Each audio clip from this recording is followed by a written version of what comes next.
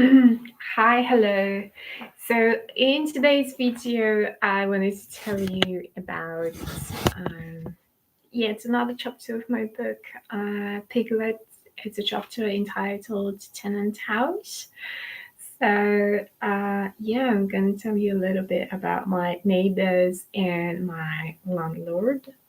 So his name is Wojciech Pater, and he owned a tenant house in the city center of Tarnów in Wałowa Street.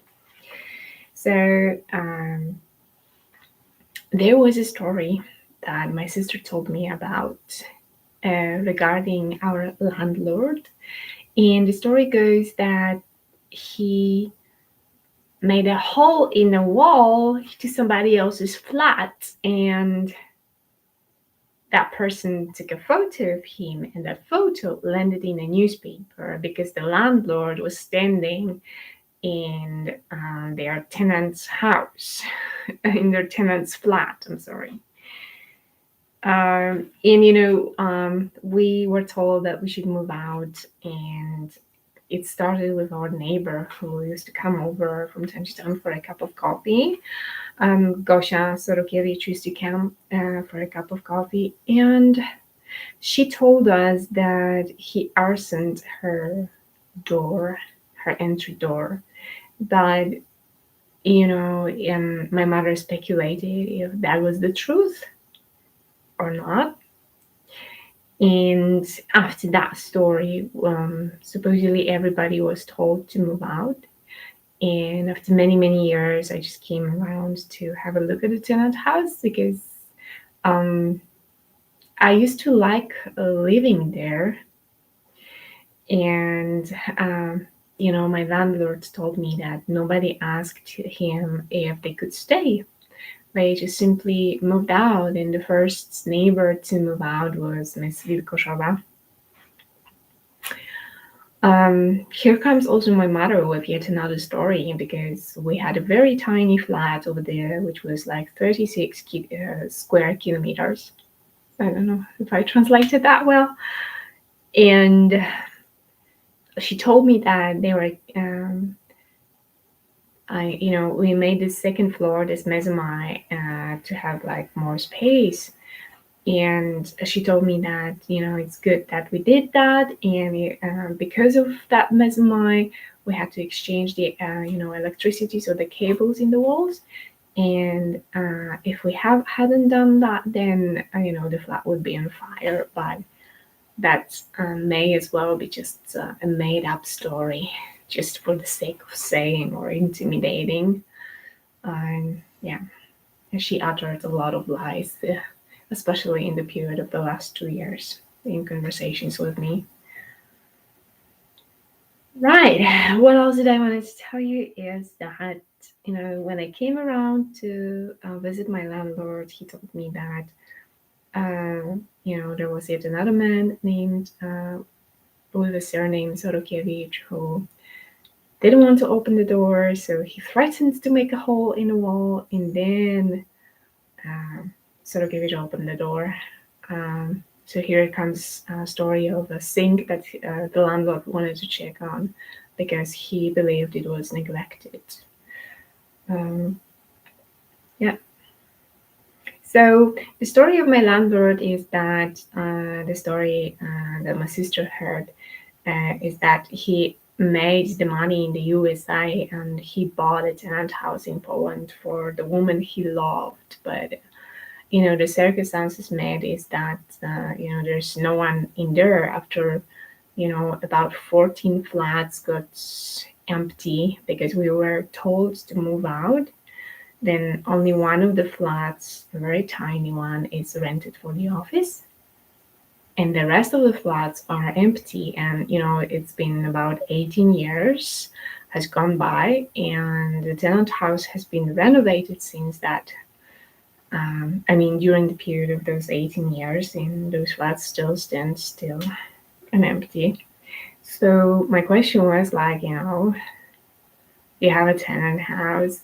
How did you make that? Like, how did you come in ownership of that? How did you buy it? Because there's always a story, of making money, and then deciding which property, and just there's so many things around, making a decision and so on, a serious one. Um, but the only thing I heard was that the times were different back then, and tenant houses were cheaper in the past. Well, which is kind of an obvious thing, but in any times, a tenant house is a very expensive thing. Like the cost of living are growing, and the cost of properties are growing too, especially of tenant houses. So most of the people just think in the categories of a flat or a house. And once you have a tenant house, then that's an investment, right? Um, so it's not like everyone has it. Uh, so I was a little bit surprised that that was the answer. And then a thought occurred in my mind, like, stop sniffing. And I was a person that didn't ask a lot of questions in the past. And I didn't want to come across as being nosy or inquisitive. But, sitting in front of him, I thought, no, I'm not sniffing. Um, Yeah, but the thing about that tenant house is that in the past there was the shop with rugs named Gobeling, and later we had a Rossmann, and there was this disposable flat that you could rent over there and start your office over there in the ground floor. And there used to be this Rossmann shop, but that moved out too, and here my landlord told me that it was just, basically too big for everyone to rent out. And my impression, just going to this shop, to Rossmann, was always that it was actually a little bit small. Uh, and then, during the time when I decided to visit him, I had like two biscuits, and I wasn't actually planning that day to go and visit my landlord and to have a look at my old tenant house. But um, once I had those two candy bars, I decided, oh, it's like best not to plan anything with them because they're going to know what I was about to do anyway. So, so my impression is that I'm pretty much sure that once you eat, then your biochemistry changes, and then you are much easier to be navigated. You are much easier to be responsive to hypnosis, to just follow somebody else's orders and suggestions that you perceive as yours. In that way, you're easier to control once you eat, especially when you eat unhealthily. Uh, Things like candy bars or cookies. It's not like I haven't done that today. I have. Um, so I also had an impression that I was just presented with an illusion when I was about to leave the tenant house, and Mr. Potter's dog Tofik would jump around me, and I still had this fungus on my nails. So the way he just went down on his knees so slowly to pick up his dog, in a moment I just thought, oh, okay, she had some movement inhibited movement, and he can't easily just bend his knees and pick up the dog quickly. But I think he was just acting out, because in fact he was in a position of the yoga chair, like very, very low yoga chair. And when I thought about it, and when I just recalled practice from yoga, then I realized, gee, but this is very complicated pose. It's a very challenging pose, and something that I grasped in the moment and read as, problem with movements was in fact, well, a challenging pose to stay in. So that was pretty much a healthy person, not what I was thinking, And we just had a short chat about nationalities because that time I thought there was moments when I thought I was Jewish and I thought my mother's part of the family was Jewish, but now I know it's Gypsy on both sides. So both of them, mom and dad, were Gypsy. Um, and Mr. Pater told me that if I was Jewish, then I should go to a camp. And he also told me that he probably is of some German origin because his sister stays in Germany and he wanted to give her a flat in his tenant house, but she doesn't want to move back to Poland. And back then when we lived in this very tiny flat of consisting of 36 meters, my mother wanted to rent the flat behind the wall, and she was the one who wanted to make a hole in the wall so that we could place the door over there and have two flats all of a sudden, so at least twice as much space. But um, either the owner didn't agree, either we were told that it was an antique tenant house, because I remember something like that too. So we were not allowed to do that. But when I visited Mr. Butter, he just had the door in the place where we wanted to have it. And he had that door in at least 3 walls that I saw. And my mother also wanted to make that flat our own so that it would become our own. But when she wanted to make that flat our own, then the owner showed up. Before that, we didn't have an owner. So around that time, Mr. Butter bought our tenant house. And he actually kind of liked my mom. He used to invite her around, and if he did some renovation in his own flat, then he would ask her around and show her around. And in the past, I was just told stories about domestic violence. In my entire life, I have seen like 2 situations. And I think I have seen 2 or 3. But one of the situations I was told about, it was the story regarding that just taking each piece of the furniture from our tiny flat and throwing it down the yard. And one of my sisters asked, like, why nobody called the police. And when I saw Mr. Patter after many, many years, it's something that he referred to. He told me about domestic violence and he joked about it.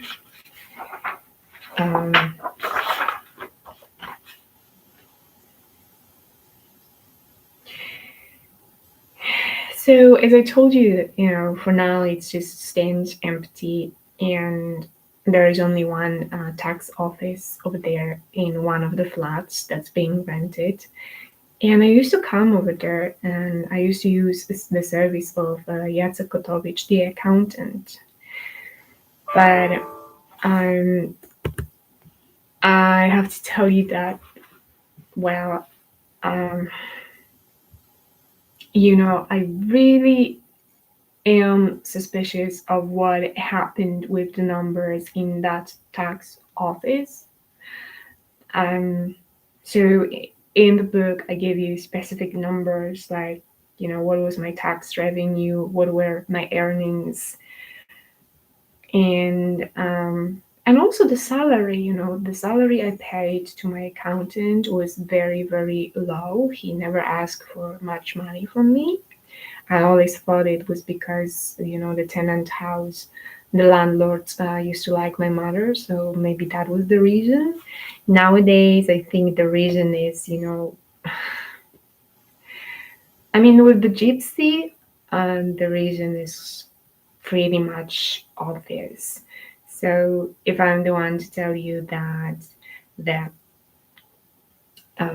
the bench of the poet is done by a person who belongs to the gypsy family, then that person, knowing I would say that, made Brandstetter to prove that he's the person who actually supports Jewish community. Um, and I think the very similar situation happened with my tax revenue. I think I was cheated because in the 2 years I had different salaries, and for 1 year I had got 500 of tax revenue, and for the second year 670.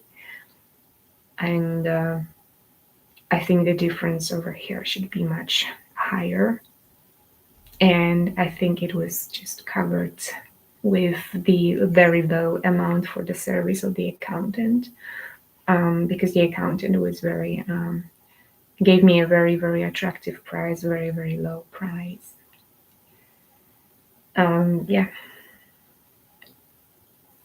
And there were other stories too, like the tenant, the landlord told me that one of the neighbors didn't use his electricity. He made it so that somebody else paid for his electricity. And then my mother told me that our neighbor, Miss Viatre, used our water. And this was why she would make her washing so often. But our neighbor came around to her and she told her that now she pays more for the internet. And that was probably the reference to what I wrote about, because around that time I wrote about Vectra and the way I was treated in the service provider when I gave in the notice on time. And then I kept on getting some weird messages from them that I was due to, that I didn't pay for yet another month. So I had to go and I had to explain and I had to write the statement and file it in, because they took it and they didn't give me the signature, then didn't give me the stamp. It was when I went there with my sister, they made it right. Yeah. And, my sister's friend worked in Taiwan, and I used to teach her daughter who suffered from hydroprophy. So she had a different shape of her head because of too much water in her head. And that lady probably works, either with electricity, either with water. That my suspicion is that she worked with water, and what happened to her daughter was because of the way she treated people at work. And I'm going to tell you more about it probably in other episodes, because within the system, I think, and within the agreement and worse kinds of agreements, I was exposed to, given to, and presented with and more often than I would like to. So, yeah, I have seen it, and this is how I link those facts. That what they do comes back to them and hits in the things or people that they love, they care about, hits in something that is important to them. Yeah. And then, in the old tenant house, we used to have a balcony. My mother used to hang out the washing on the balcony. And then our neighbor Kvetka would sweep the floor whenever we had the washing out, hanging, in the out. And then we had the same story in our new flat, also in the city center, where my mother would hang out the washing in front of our windows because we live in the ground floor. And then our neighbor, just, the balcony is a little bit further from our washing, but in those moments when we had the washing out, our neighbor, Miss Beatrice, would come out and sweep the floor. And, around that time when I was discovering the work of a code, and I didn't yet move into my mother, but I remember I came and I wanted to clear out the space from gypsy cards. So I threw away the gypsy cards, and Miss Beatrice told my mother that I threw away something to the wrong bin. But, that gypsy cards are this size, right? So I was walking with it, keeping it in hand, and I threw it away. I think you have to really look carefully to see what somebody has in their hands, right? Like really look carefully. And then my mother went to the bin and she took out the cards, and this was how something I was trying to remove from the house because I didn't like it. I was scared of cards. Got back right back into the house. Yeah. And yeah, there's a lot in that story of the neighbors. So there is a story of Gosia Sorokiewicz, and her daughter Sylvia is very similar to Beata Homontowska, whose recent book Dzieci Świata.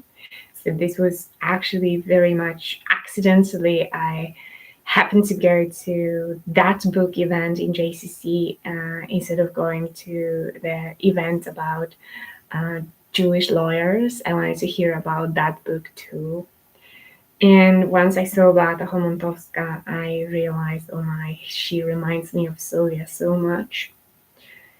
And,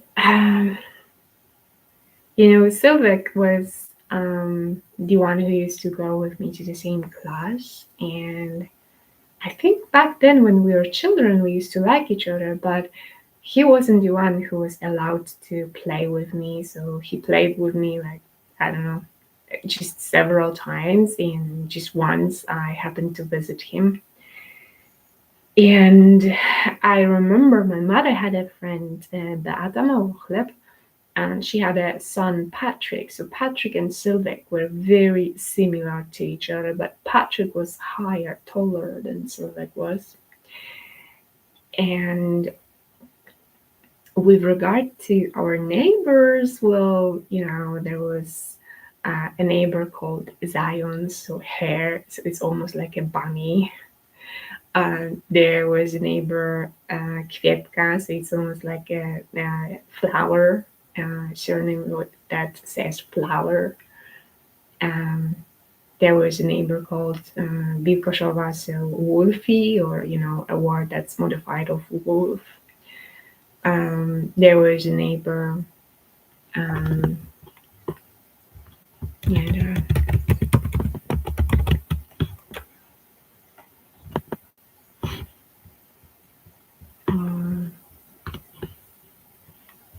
who else did I have in mind? Ho, named Ho. There was a neighbor named Rokosz, and I think, it's Gosia had a dog named Rocky and a son named Sylvek. I think it's not even, I should have associated that and linked that, sure, with Rocky Balboa. But it was during the mastermind when I was like, oh, King, you just missed on that information. So during the mastermind, I realized, there is a story there of it over there too, with Rocky Balboa and having a neighbor named Rokosz, because those two in Polish sound similar. And there was a neighbor named Gardaś, and and Sadovsky, right? So I think that the neighbor named Hare is the neighbor who complements my story, a story of becoming a stripper, and a story of my sister who was supposed to, create escorts. And the same as with the neighbor named Flower. So I don't know why did we have a neighbor named Wolf, yeah, or Sadovsky, yeah, but you know, with time the answers will come. So anyway, today's today's video is a little bit shorter. Um, we also had one more friend, but for this video, I'll just keep her in the book. And yep, talk to you soon. Thanks for watching and have a great evening. Bye bye.